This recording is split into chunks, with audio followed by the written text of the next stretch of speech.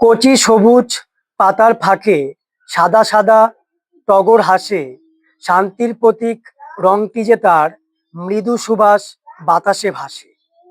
সত্যিই তাই। এই যে আপনারা যে উদ্ভিদটিকে দেখতে পাচ্ছেন, এই উদ্ভিদটি হলো টগর গাছ এবং এর যে ফুলগুলি রয়েছে টগর ফুল। এই ফুল কিন্তু মূলত আমরা দু ধরনের দেখে থাকি। একটি জংলি টগর বা কাঠমালতী ফুল নামেও পরিচিত। বিশেষ করে আমরা বনে জঙ্গলে বা রাস্তার পাশেও কিন্তু এই ফুলটিকে দেখতে পাই।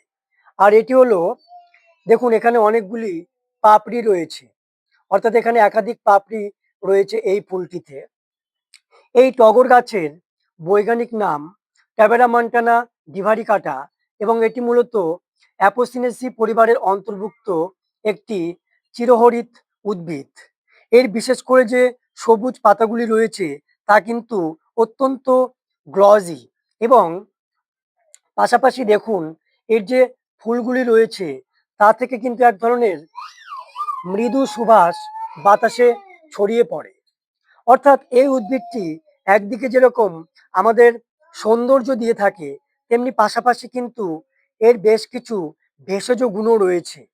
যেরকম ধরুন এর যে শেকড় রয়েছে, এই শেকড় আমাদের কৃমি দূর করতে সাহায্য করে তার তেতো স্বাদের জন্য।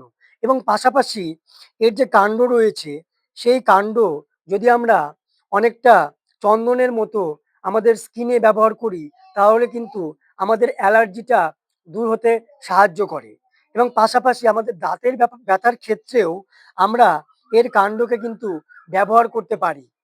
কিন্তু পরিশেষে একটি কথা মনে না রাখলেই নয় যে আমাদের কিন্তু অবশ্যই সতর্কতা অবলম্বন করা প্রয়োজন।